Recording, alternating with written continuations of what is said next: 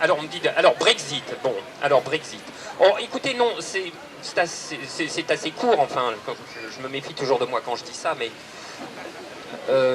moi, si vous voulez, ce qui se passe depuis 2 jours dans le débat public, en France notamment, mais pas seulement, m'a remis en tête cette devise de Georges Bernanos que vous connaissez peut-être et qui dit « Jamais ne nous lasserons d'offenser les imbéciles ». Et alors là, si vous voulez, en matière d'affliction des imbéciles, à chaque fois, ce sont les événements européens qui décrochent le pompon. C'est immanquable. Alors, si vous voulez, il ne faut pas bouder son plaisir. Hein. Quand une occasion se présente de voir l'éditocratie décompensée, c'est toujours un spectacle succulent. Et comme d'habitude, ils sont tous au rendez-vous. Hein. Alors, moi j'ai entendu l'inénarrable Stéphane Paoli, qui était déjà aux manettes à France Inter pour le TCE en 2005. Hein. Alors lui, il est resté tel qu'en lui-même l'éternité le laisse. Là, vraiment, on l'a décongelé à l'identique. Et alors lui, il s'est dit, je cite, « en état de sidération ». Mais je suis désolé, mon vieux, hein, mais il n'y a que toi et tes semblables hein, à être sidéré d'un événement pareil. En réalité, si éventuellement il y a une raison d'être sidéré, c'est que des choses comme ça ne soient pas intervenues avant. Et en réalité, elles sont intervenues avant, et répétitivement. Je veux dire, dès qu'il y a un référendum sur l'Union européenne, c'est pas difficile, l'Union l'a dans le baba. C'est immanquable. Alors évidemment, on s'assoit dessus hein, à chaque fois. Alors sauf que là, ce référendum a des conséquences concrètes. Bon.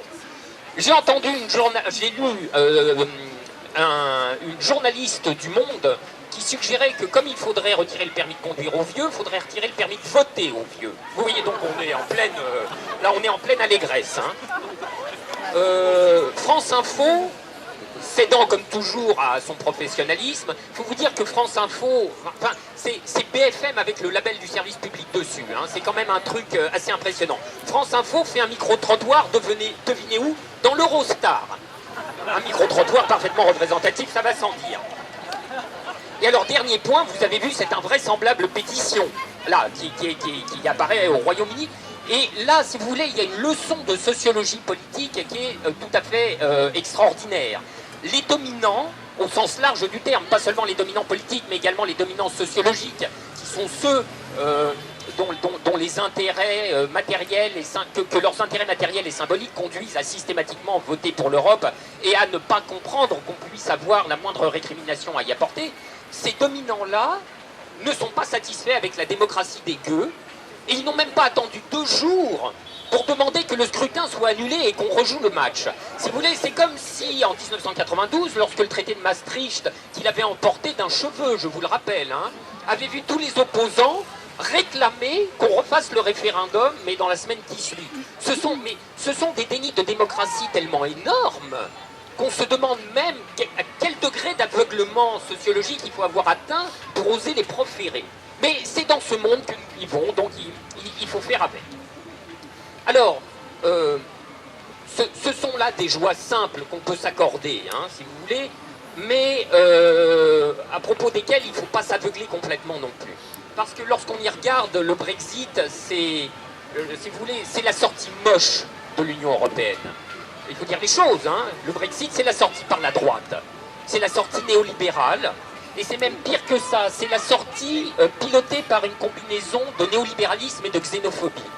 Que le néolibéralisme soit un régime qui porte en lui l'autoritarisme politique, c'est quelque chose que nous savons très bien, en dépit des litanies, enfin des proclamations de solidarité sans faille, du libéralisme, du capitalisme et de la démocratie, toutes choses qui sont autant de mensonges, mais comment dirais-je, la solidarité quasiment de principe du néolibéralisme et de l'autoritarisme, nous la vivons en France, avec le gouvernement Hollande par exemple, qui de l'autoritarisme coche toutes les cases, les unes après les autres, en commençant par l'état d'urgence, la déchéance de nationalité, l'interdiction de manifester, etc., etc.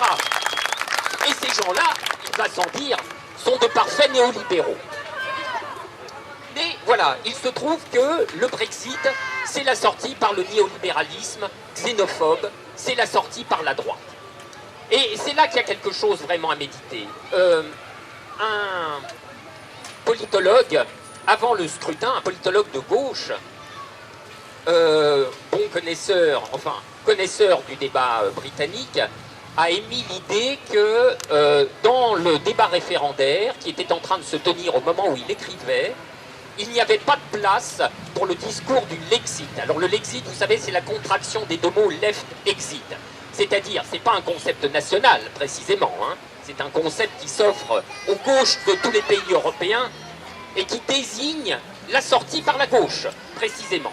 Or, disait ce politologue, l'heure n'est pas venue de tenir le discours du Lexit, parce que tout discours d'exit nourrit immanquablement le discours de la sortie par la droite.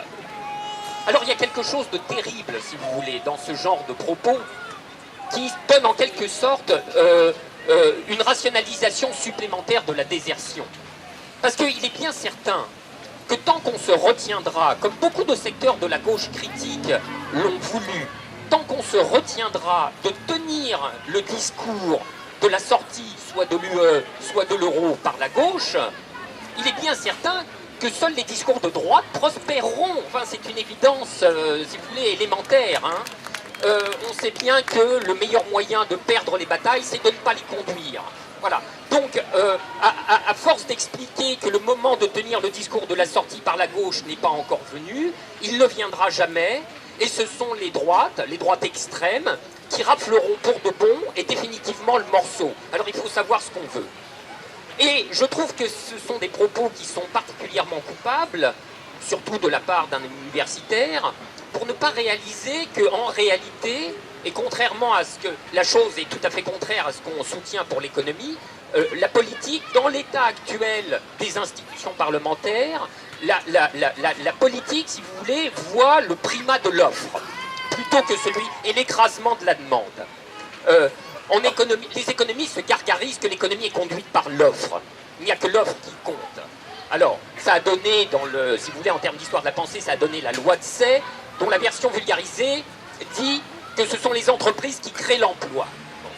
Vous savez bien que c'est cet énoncé-là qui sert de prémisse à toutes les décisions, à toutes les orientations de la politique économique actuelle, et qui les conduit très sûrement dans l'échec le plus profond. Alors, je ne vais pas rentrer dans un débat qui m'est cher, hein, mais les entreprises ne créent pas l'emploi.